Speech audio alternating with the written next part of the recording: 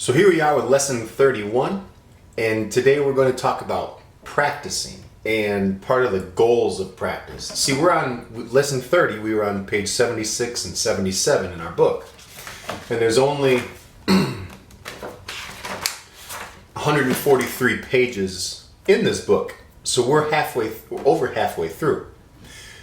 So the goal when we're practicing is for mastery, and if you can't play it fluently and flowing and all the way through from start to finish, then you shouldn't be moving on yet. And what I mean by that is, let's take Happy Birthday for example, right?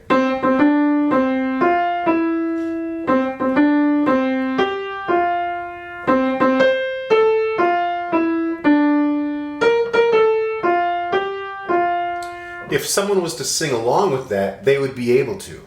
But if you aren't able to play the whole thing fluently from start to finish, and you're doing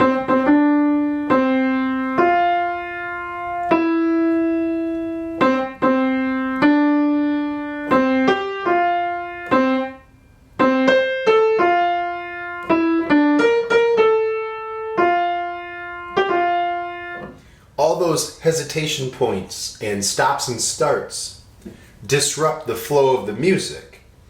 We are going for a steady pulse. So if you haven't yet, get a metronome. This is going to give me a steady pulse. Now you can adjust the speed. This one has a dial. Some of them have digital screens with buttons, and you select the number you want, and that number is corresponding to the number of beats per minute. So if you think 60 beats per minute is one beat every second, here is 60. 1,000, 2, 1,000, 3, 1,000, 4. So that's 60. 120 is going to be double that. You can still say 1, 1,000, 2, 1,000, 3, 1,000. But 120 is faster. So you can practice with that. Let's say we're going to do Happy Birthday at 120.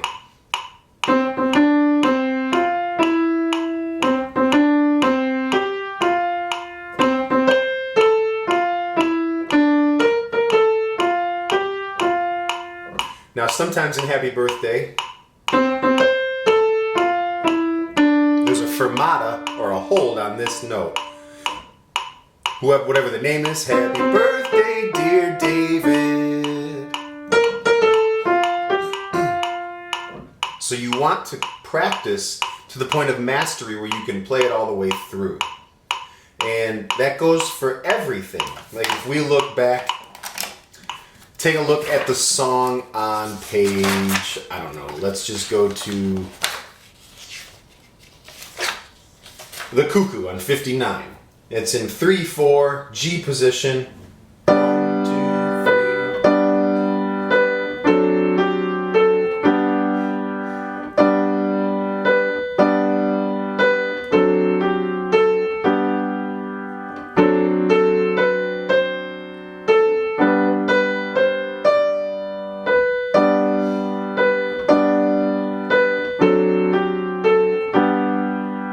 Now that was flowing and steady the whole way through, but if I was doing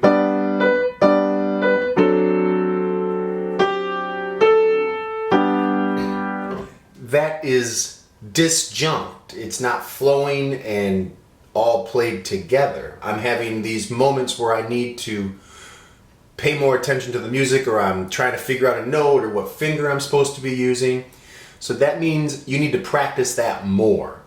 And for some of you, this may be redundant. Skip to lesson 32. But if you're still making mistakes, or if you're still finding yourself struggling to play fluidly from start to finish one of these songs, that just means you have more work to do on that material. So you're doing this at home. It's all on your own. So it's on you to be the one to hold yourself to the task. And in order to really build your skills, you have to work on these things until it is second nature, or to have it to be like instant recall or mastery of it, to where when you look at the page, the note names pull up in your head instantly. You don't have to say, okay, the lines are this, the spaces are this note's on a space.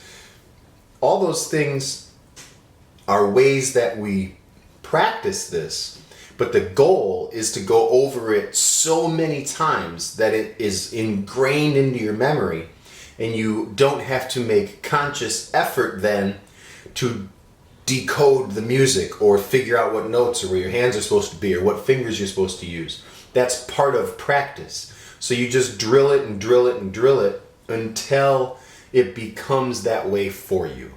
So I hope this helps out. The goal of practice is perfection. Some kind of way. I mean, perfect is all on a scale of, well, you know, could you have played more emotion in this part of a song or whatever? That's not where we're going. But take a look at 76. That was part of lesson 30. And the top song doesn't have eighth notes. The bottom song does have eighth notes. If you're struggling with these eighth notes and counting it, practice that top song, Shoe Fly Shoe, so many times, and to where it becomes just ingrained in your memory. You don't have to even think about playing it. Maybe you could play it without the music. Then when you look at the bottom and say skip to my Lou, well, look, measure 1 is identical. Measure 2 is almost identical, except there's 2 eighth notes on beat 2 instead of a quarter note on beat 2. Measure 3, identical. Measure 4, almost identical except for beat 2, just like measure 2. Measure 5, identical. Measure 6, almost identical, it's just 2 eighth notes instead of a quarter note. Measure 7, almost identical, there's 2 eighth notes instead of a quarter note, and this time they are changing notes, E, F, where all the other examples in this song so far have been the same 2 notes for the eighth notes. Then measure 8, identical. So you have to be able to play this top song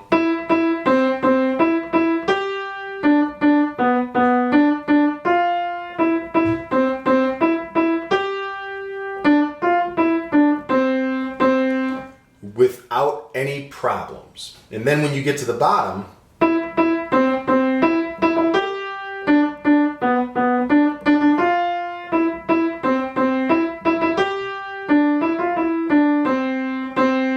that's the goal, is to be able to play it nice and smooth, because if you're doing